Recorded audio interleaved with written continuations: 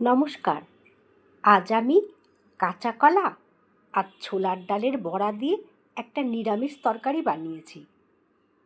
তার জন্য প্রথমে আমি কাঁচা কলাকে ধুয়ে খোসা কেটে ছোট ছোট করে কেটে নিয়ে জলে ডুবিয়ে রেখেছি।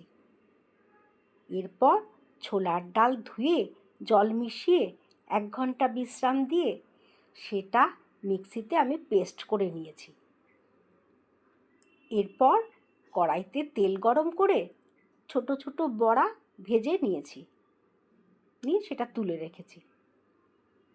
এরপর কড়াইতে আরও কিছুটা তেল দিয়ে তার মধ্যে জিরে তেজপাতা ফোড়ন দিয়ে সেটা থেকে যখন ভালো গন্ধ বেরিয়েছে তার মধ্যে আমি কেটে রাখা কাঁচা কলা দিয়ে নেড়ে চেড়ে ঢাকা দিয়েছি।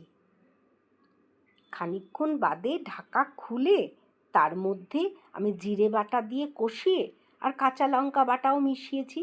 মিশিয়ে সামান্য একটু হলুদ আর নুন পরিমাণ মতো দিয়ে মিশিয়ে আমি পরিমাণ মতো জল দিয়ে ফুটিয়ে কাঁচা কলা যেই দেখেছি সিদ্ধ হয়ে গেছে তার মধ্যে আমি ভেজে রাখা বড়া মিশিয়েছি, মিশিয়ে ফুটিয়ে তার মধ্যে আমি নামানোর আগে ঘি আর গরম মশলা মিশিয়ে তৈরি করে নিয়েছি কাঁচা কলা আর ছোলার ডালের বড়া দিয়ে তরকারি। খেতে দারুণ হয়েছে। আর কাঁচা কলার অনেক উপকারিতা আছে।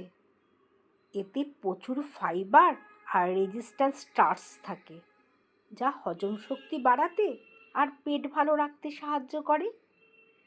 এছাড়াও এটা ব্লাড সুগার নিয়ন্ত্রণে রাখতে এবং হার্টের স্বাস্থ্যের জন্য খুব ভালো। ধন্যবাদ।